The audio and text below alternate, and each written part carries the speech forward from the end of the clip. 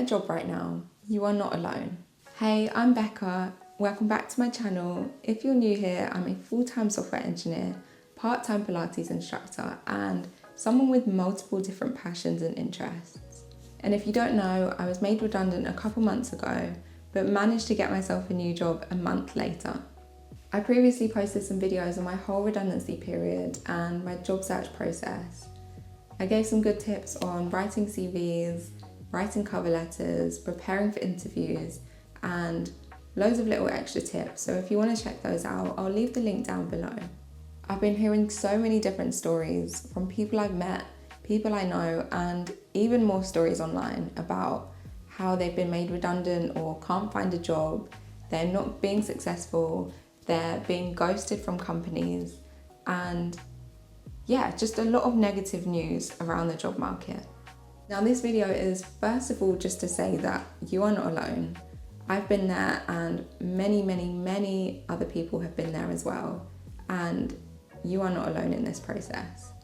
But also, you probably think and have probably heard that the tech market is really horrific right now, but I just want to show you that that doesn't have to be the case. I promise you that if you make the changes that I suggest in this video, you will be in a much better position at applying to jobs and closer to getting a job. Okay, I want you to only apply to relevant jobs.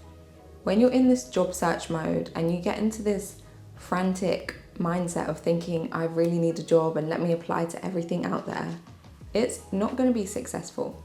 It's really tempting to apply to as many jobs as possible and everything and anything that you see, but you have the danger of burning out. You end up spreading yourself too thin and not being able to apply yourself effectively to each of those job applications, or do enough preparation for each interview, or perform your best. And even if you do get an interview, you're likely to go into that interview feeling very unprepared and maybe going into interviews that aren't the best fit for you. And this can in turn end up knocking your confidence. If the role doesn't specifically play to your strengths or isn't very well suited, your chances of being successful are a lot slimmer. And we all know that rejection after rejection is not going to do anything good for your confidence or for your future performance. And this will make the whole process even harder. So I really recommend tailoring your CV to each specific job and being very selective. So spend that time at the beginning researching the company, writing a very tailored CV, cover letter, and spending loads of time on a select few applications rather than very little time on hundreds of applications. And now my next point is going to sound a little bit contradictory to the first one, because we do have to strike a balance, right, of being selective but also broadening our search. So I know I just asked you to be very specific with your job applications, but I want you to think about how specific you are being and what criteria you're using to select those jobs. So maybe are you being too picky? Maybe you need to widen your search a little. So for example, tech jobs don't pay as well as they used to, and you don't see those super high salaries anymore. I think also remote working is less common as it used to be. And I think especially from my personal experience, I've seen a lot more hybrid roles than I have remote. So maybe if these are some of your criteria, maybe you need to rethink those.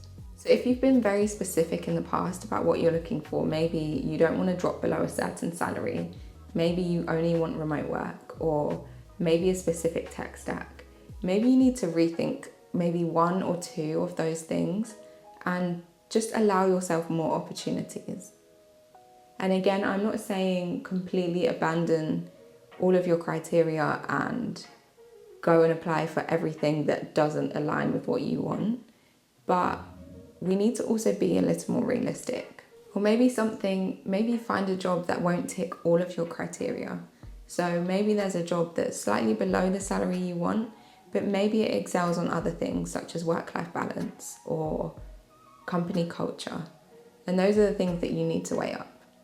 So the key is to find the balance of being picky and sticking to what you don't want to compromise on, while also just being realistic about what's available in the tech market right now.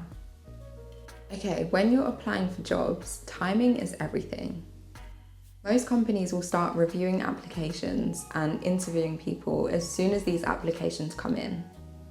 They're not going to wait until the 50th, 100th, 200th application before they start doing this process. And some companies may even fill the position before the application window finishes or the deadline passes. So make sure you prioritize jobs that have recently been posted. I want you to find those jobs as soon as they're posted and apply without delay. Some jobs will have a deadline to apply, but some jobs will just leave the advert up until they find someone suitable. And in either case, it's always best to apply early. And this is probably obvious, but make sure you have those alerts set up on your phone or on your LinkedIn app or whatever job search website you're using.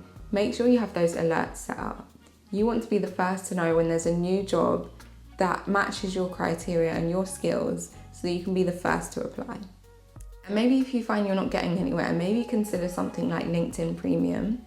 This way you can get more insights on the jobs, on the other applicants, whether it seems worth your time, and most importantly, it allows you to message recruiters. Maybe some recruiters you're not able to message unless you have that premium feature. And this isn't a straight up guarantee that you're going to get the job, but maybe it can get you a little further or give you that extra little helping hand. Now, we all know the job market is tough, and we all know that everyone has a degree now, everyone has an internship, everyone has all these extra skills. So you need to do something to make yourself stand out. You can't expect to do the bare minimum, just have the basics and be offered every job there is. And because there's hundreds of applicants, we need to make sure that every stage of our application process is the best it can be, especially on the things that you can prepare and the things that you can control. So make sure you have the basics right.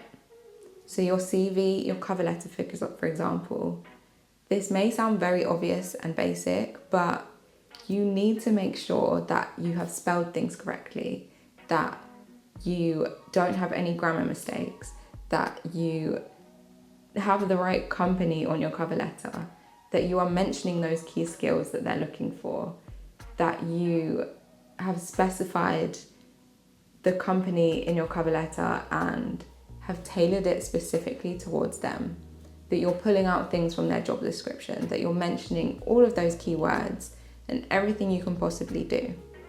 You can't send the same generic cover letter out to all companies and all jobs and expect them all to come back to you with a job offer.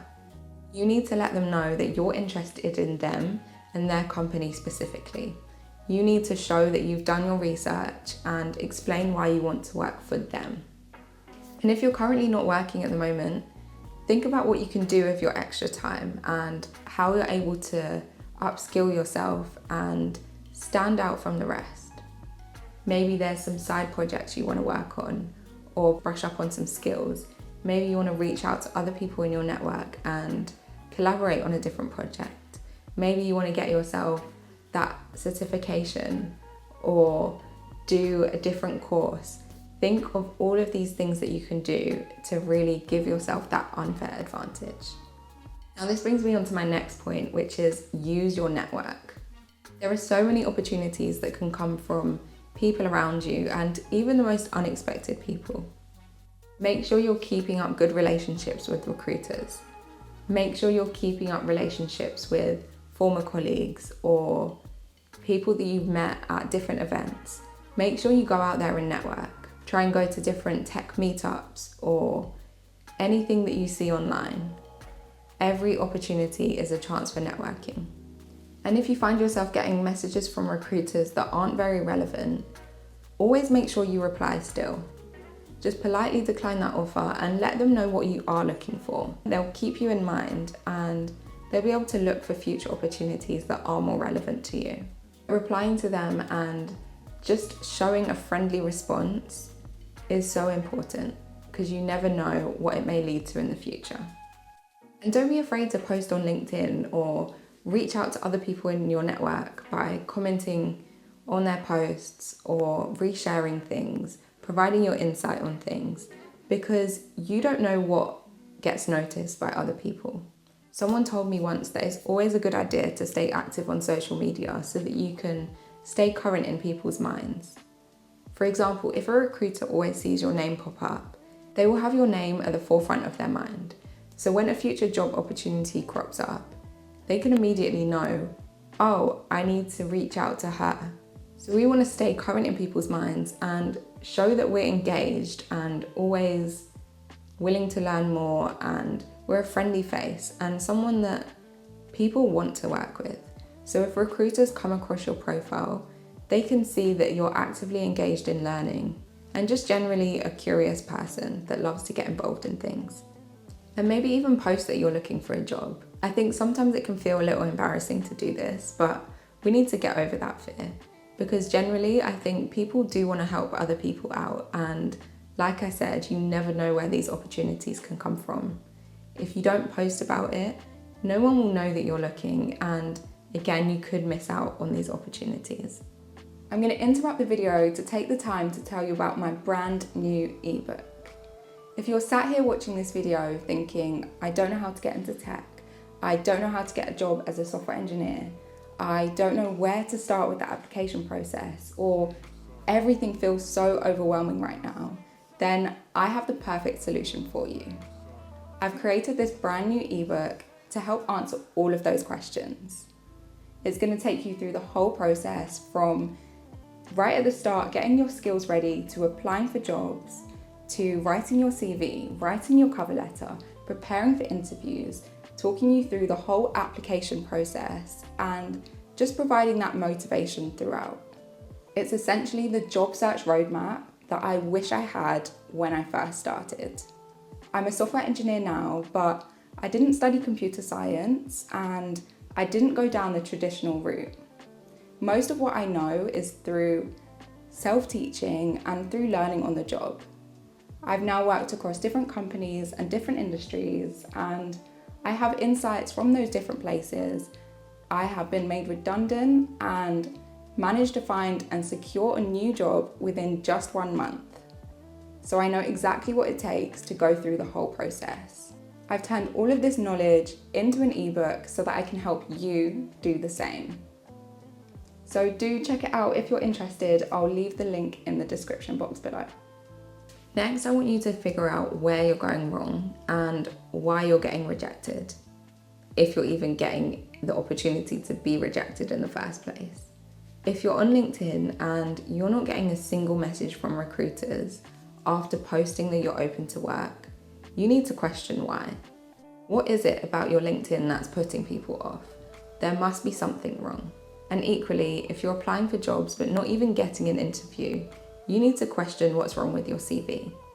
Have a look at your LinkedIn, have a look at your CV, and try and spot it from an outsider's point of view. Try and think about what they could be looking for that you're not showing them. Are you matching everything on the job descriptions? If you're not mentioning it, how are they supposed to know? You really need to take a deep dive into all of this and try and look at it from an objective point of view. You need to make it as easy as possible for recruiters to see why they should hire you over anyone else. And they should be left with no questions after looking at your CV and your LinkedIn. You need to spell everything out for them really clearly. And if you are getting through to the interview stages but are not getting further and are not being successful at the job, you need to ask for feedback. Ask for feedback so that you can improve for the next interview. You need to make sure that each interview gets better each time. Although I do want you to take some feedback with a pinch of salt, because feedback is very specific to the company, to the recruiter, and again can be a little subjective each time. What one company says, another company may disagree with. It's hard for everyone and it is a really tough market, but I want you to try not to take that feedback to heart and not let it put you down for future interviews, and not let it be a reflection on your abilities or what you're capable of, because it isn't.